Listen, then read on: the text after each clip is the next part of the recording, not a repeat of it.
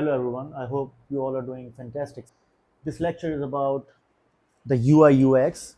Of course, there are also the marketing components, but this one is focused on the user interface, the colors, the text, the flow, the structure, below fold, above fold, okay? Anything that is coming in your retina visually. When ugly is beautiful, what are those scenarios, contexts, audiences where the bad is ironically appearing that it is quality or trustable? What is ugly in UI UX? Doing the opposite, doing the worst, doing the laziest. No planning, no good color palette, no good fonts, no structure, no consistency. That is the definition of ugly. No responsiveness. Looks like it is when internet was just starting, very old. Zero responsiveness. No color sense, does not make sense at all. There are 10 headings, all H1, all different styles, which is supposed to be H1 following a structure, right? A template, a theme. There is no such thing. Too minimalistic.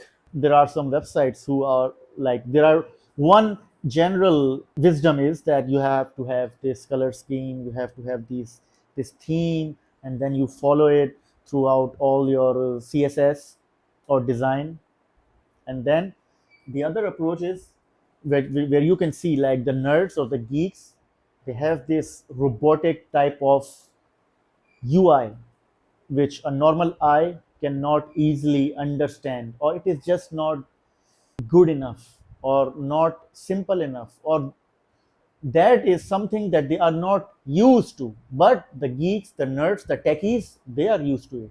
Instead of one heading on one page and fancy colors and designs, these guys look for 10 or maximum content possible in a text form with small, just readable enough and getting all the value. This is how geeks, nerds, techies, they operate, the good ones or the real ones or in general. Then you have the common users.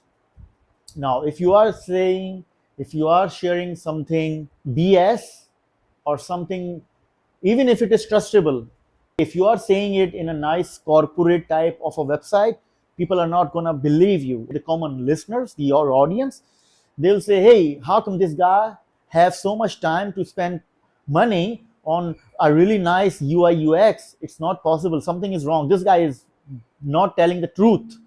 What happens? They start believing that you must be lazy, you don't have time, you don't have money, you don't have enough resources to spend in a good front end design, graphics, user interface, user journeys, because you are giving them which they cannot find elsewhere. This is the reason why conspiracy websites, blogs, they don't have any such thing. They have the worst UI UX. Okay, and you look into big companies, they have their own research. Big corporations, they have their own research that proves that yes, people believe ugly website more than good looking websites when certain scenarios occur and in some contexts. You're a sage, fortune teller, wisdom teller. Most of the time, they will believe you if you are not coming with the best website, award winning website design. No, they don't believe. Most of them, most people, most mass consumers, people whoever are fans of specific type of content which they do not find elsewhere for one reason or the other, because it sounds weird, it sounds just ironic, nobody believes when they tell their friends. This is what they like and trust: ugly websites. Conspiracy, sage. Then third one is lesser known knowledge. The knowledge exists, the knowledge is real. Yes, some people may say that this is pseudoscience, but even if it is proven that it is real science, but nobody is teaching them due to regulations or whatever policy or just a social belief, social constructs, academic constructs, they believe the ugly UI UX because they think, man, nobody else is teaching it. Why this guy got, where this guy got so much money that this person is teaching this or making content or just for the sake of entertainment. Then the raw materials. If someone is in a mine, suppose that thing is being sold, that rare earth mineral or gemstone or whatever, a rare commodity. It is being sold in Paris or New York or wherever for very big price. But the real stuff may worth $1, or you will not say worth it. It is not worth $1. It is worth much more in the biggest cities, metropolises, and all. But this guy who is working in a mine owner, or just a normal guy, they don't have that experience or knowledge or money to spend and create a wonderful looking website. So they also believe the ugly websites more.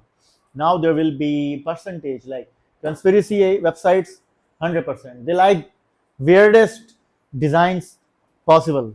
So your UI UX guy is working on how to make ugly website. Can you imagine that?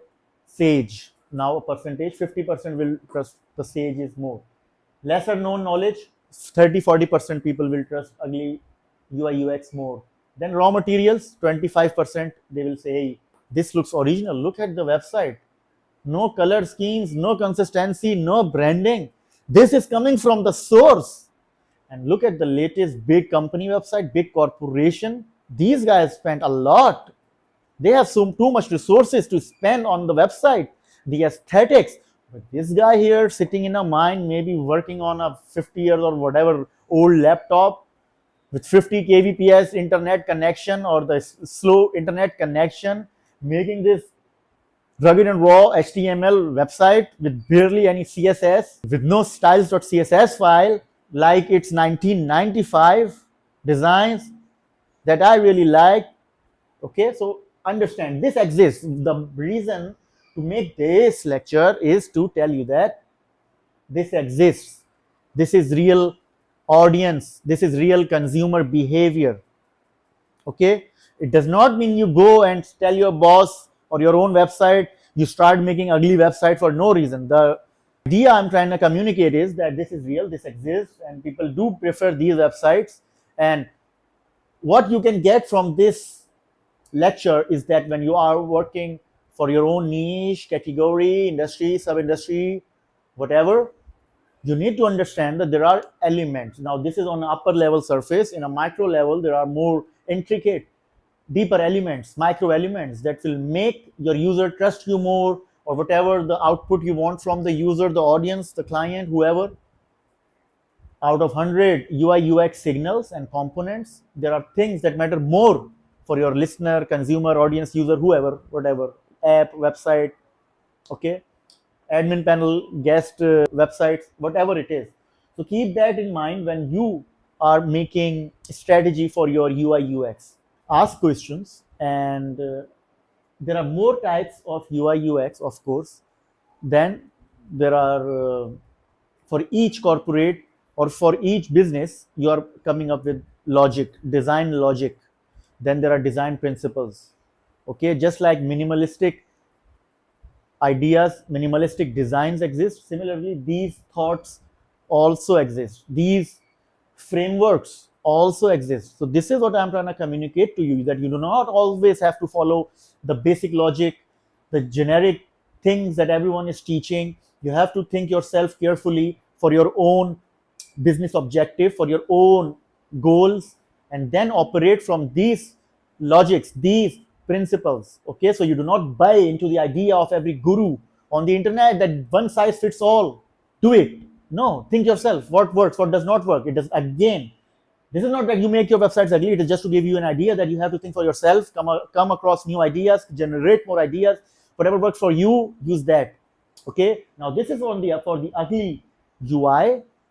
And of course, this is not a full lecture, but this is just to, so you can brainstorm for your own normal websites, normal ideas, normal consumer or online retailing, how you can make a more meaningful, nice experiences that your people, your audience will really like. Okay, this one was for ugly is beautiful lectures. I will also make when beautiful is ugly, and when there is something that you can use, but you cannot use it all the time. Okay, so I will be making more UI UX videos because these are essentials for marketing success and sales success, and even customer success, customer support success, pre-sales, post-sales. before you sold it, after you sold it. Okay, so UI UX is a very important component, and of course it is a cross disciplinary art, with every visual component and even the audio components. Okay, so I'll be making more lectures on this, and I hope you liked it. Please ask questions, and thank you.